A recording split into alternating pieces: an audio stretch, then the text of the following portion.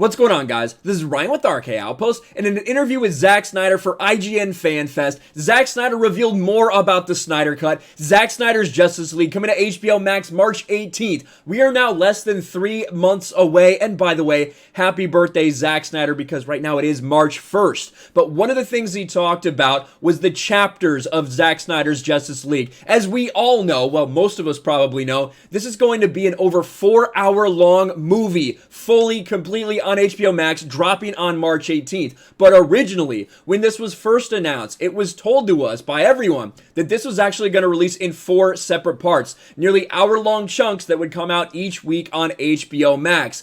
But over time, Zack Snyder revealed why that's not going to happen anymore, but that the film still will be chaptered, and he gave us some insight on what these chapters are. He named the first 2 chapters, which we had not heard up until this point, which does give a little insight on what the setup will be for the Snyder Cut, and kind of the order in which we expect things to happen. Take a look. Zack Snyder reveals 2 of Justice League's chapter titles. Chapter 1 is called Don't Count on It, Batman, and we will find out the second one here in a little bit.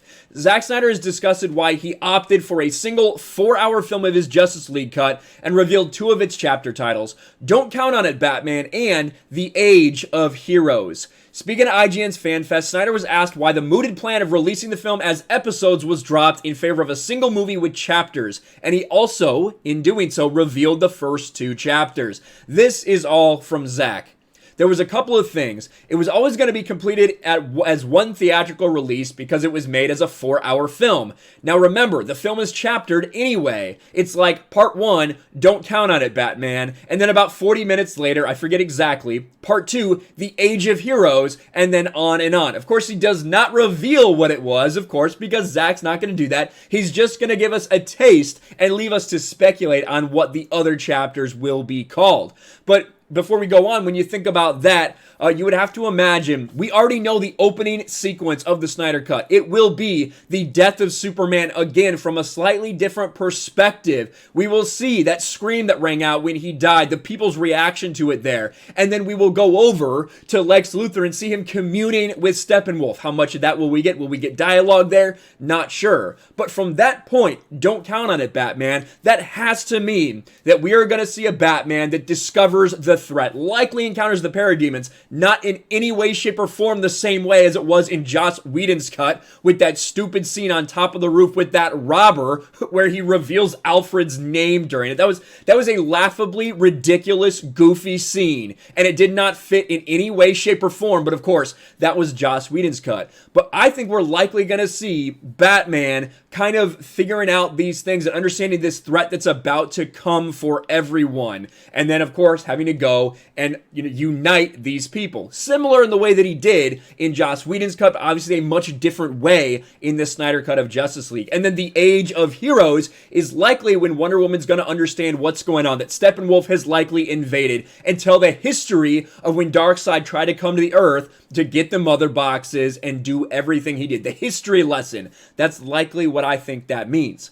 That was the way the film was created, just in my mind, as the way it was easily digestible. There was so much, and I just feel like this kind of chapters as you went forward was the best way to absorb it. It was always going to be finished as a single film, but then I thought, oh, it might be fun to break it up.